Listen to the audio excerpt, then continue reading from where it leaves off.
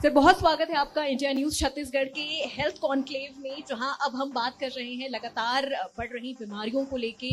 और कई ऐसी बीमारियां भी हैं जिनके बारे में इंसान सही वक्त पर नहीं जान पाता है। उनमें से एक बीमारी जिसके बारे में आपको महारत हासिल है, सिकल सेल। सबसे पहले तो सर मैं ये जानना चाहूंगी कि सिकल सेल आखिर होता क्या है। Thanks for giving me the opportunity. Sickle cell के बारे में बचाव जो है, जानकारी ही बचाव है। सबसे पहले हमें इसके बारे में जानना जरूरी है। तो ये एक आनुवांशिक बीमारी है और ये माता पिता से आता है।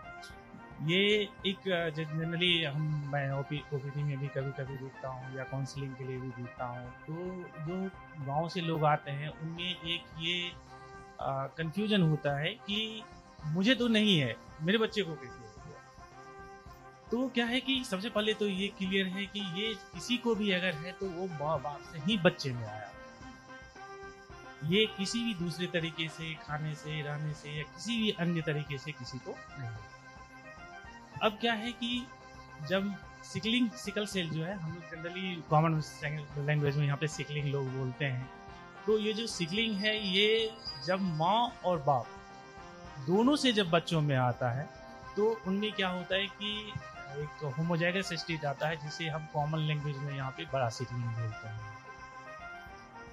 दूसरा कंडीशन ये होता है कि जब माँ और बाप में से किसी, पिताजी में से किसी एक से अगर हमें सिकलिंग का जो जीन है आनुवांशिक रूप से मिलता है, तो उसमें हम उन्हें छोटा सिकलिंग होता है, हेटेरोजाइगस स्टेट होता है, तो हम छोटा सिकलिंग बोलते हैं। और तीसरी पॉसिबिलिटीज होती है कि जब दोनों से उन्हें नॉर्मल जीन मिला है तो वो नॉर्मल इंडिविजुअल्स हैं।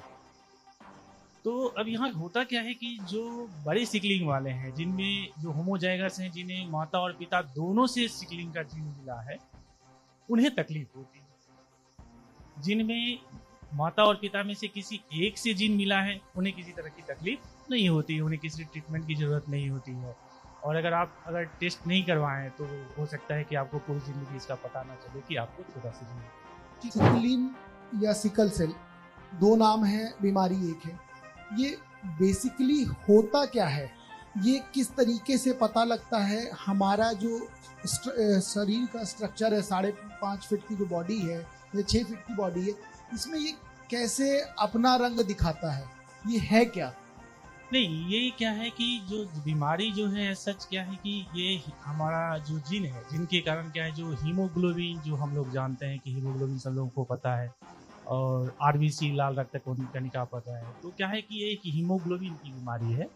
तो हीमोग्लोबिन क्या होता है कि जब ऑक्सीजन की कमी होती है उस पर्सन में, चाहे आप ऊंचाई पे वाली जगह पे चले जाएं या आप एक्सट्रीम एक्सरसाइज कर लें, इस तरह की कंडीशन में क्या होता है, ये स्टिमुलेट होता है। और स्टिमुलेशन की बात क्या होता है कि हीमोग्लोबिन जो जनरली जो आरबीसी के जो लाल रक्त कण है उसके अंदर में सोल्यूबल होता है, बट जब ऑक्सीजन की कमी होगी तो वो क्या होता है कि फाइब्रस स्ट्रक्चर बना देता है। और फिर उसके बाद जो नॉर्मल आरबीसी है, जो डिस्क शेप्ड होता है, बाइकनकेव होता है, बहुत ही फ्लेक्सिबल होता है, वो क्या होता है कि हंसियाकार में बदल जाता है। इसीलिए इसका नाम सिकलिंग पड़ गया, सिकल से हंसियाकार। तो वो क्या होता है कि जो हमारे फाइन कैपिलरीज हैं, जो पतले पतले ब्लड वेसल्स हैं जो पास होते हैं, उसमें जाके वो क्या होता है कि जब हंसियाकार हो गया तो वो क्या होता है कि एक तो रिजिड हो जाता है, और रिजिड होने के साथ साथ क्या होता है, स्टिकी हो जाता है। वो जाके चिपकते हैं और उसके वेसल्स को क्या करते हैं कि ब्लॉक कर देते हैं। अब ब्लॉक करने के बाद क्या है कि जहाँ पे सपोज कीजिए कि आप किसी ऑर्गन में आपका ब्लॉक हुआ, ब्लॉकेज के आगे क्या है कि न्यूट्रिशन और ऑक्सीजन की सप्लाई रुक गई,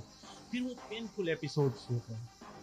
तो वो डिपेंड करता है कि कितना ज़्यादा ऑक्लूजन हुआ है, उसके हिसाब से वो पेन होते हैं। तो जनरली जो सिम्टम्स आपको दिखेंगे, थकावट होगी बच्चों में, बड़ों में भी थकावट आपको होगी, हाथ पैर में दर्द रहेगा, जोड़ों में दर्द रहेगा, बार बार जो है, जैसे कि अगर आप ट्रीटमेंट नहीं ले रहे हैं, डिजीज मैनेजमेंट, ऐसा मैनेजमेंट हम बोलते हैं, तो आपको क्या है कि खून चढ़ाने की बार बार जो है वो ज़रूरत पड़ने लगती है।